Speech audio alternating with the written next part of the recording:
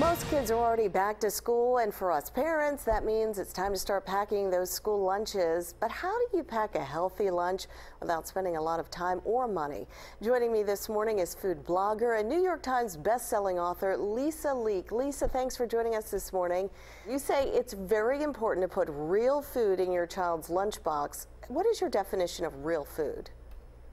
Well, that's a great question. And the number one way to know what's in your food and how highly processed it is to read the ingredient labels. So I look for 5 or fewer whole ingredients, and I'd love to share how that applies to school lunches.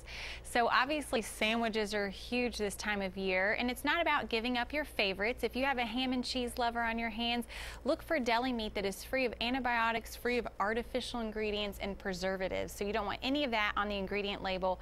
And Applegate is a great brand that my family loves, that makes things really easy for us in that department. So also, if you have a peanut butter and jelly lover on your hands, you want to look for peanut butter and jelly that is free of any refined sugar. And if you have trouble finding a good jelly, you could just use straight up fruit. So I have a peanut butter and banana sandwich here, or you could use sunflower seed butter, and it just doesn't get much easier than that. Well, when you started this Real Food Challenge, what would you say was the biggest obstacle for you and your family to overcome?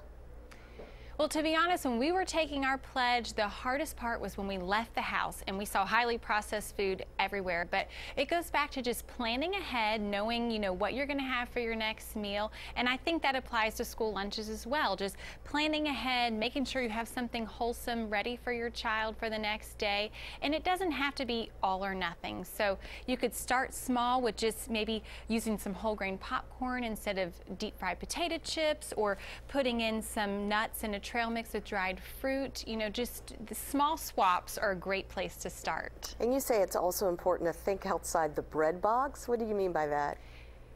Well, I do pack sandwiches for my kids, but I also love to pack a variety of other things as well. Just, even a combination of different snacks or frozen smoothies, or I'll pack muffins in their lunch, or even a hot lunch like leftover dinner or hot soup in a thermos. So I like to pack a variety of things, and I think it's great to get them involved in making those selections. And I'd actually love to challenge your viewers and their kids to pack real food school lunches starting today for the next week. They can take the Real Food School Lunch Challenge and get details on how to do that on Applegate.com, and also show off all their Real Food School lunches on social media with the hashtag BTSRealFood.